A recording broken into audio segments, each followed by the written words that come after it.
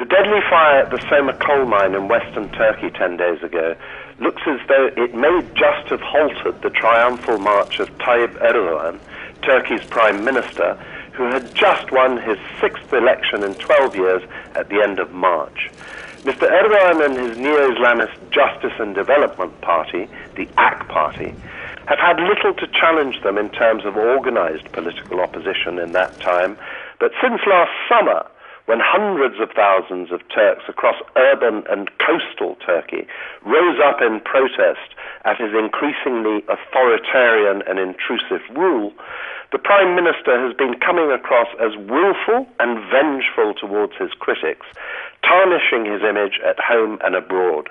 A corruption scandal that erupted in December revealed him as bullying ministers and press magnates, interfering in court cases and bids for public contracts, but seemed to do him little harm among his core supporters in Turkey's conservative and pious heartland of Anatolia, in dynamic industrial cities like Kayseri and Konya, formerly marginalized backwaters to which the AK Party has given both wealth and identity.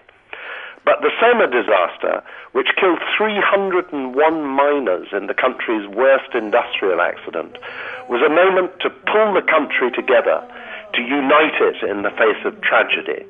Instead, Mr. Erdogan may have alienated the extra support he needs to carry him from the premiership into the presidency in elections due in August. First, he referred to the disaster as an ordinary occurrence in the mining industry.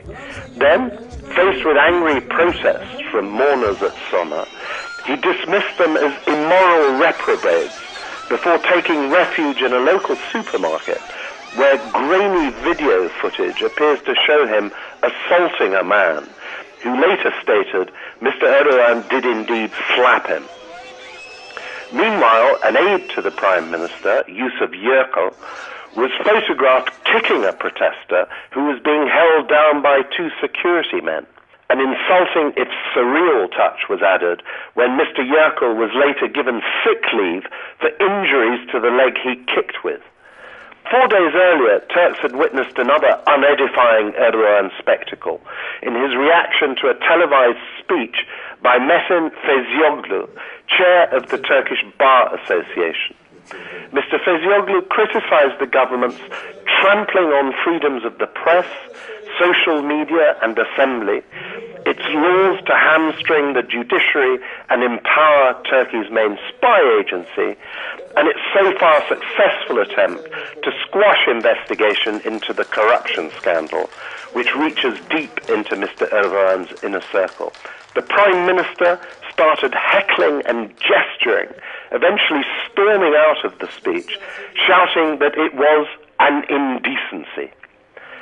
There is little evidence this sort of behavior damages Mr. Erdogan with his almost revivalist support base.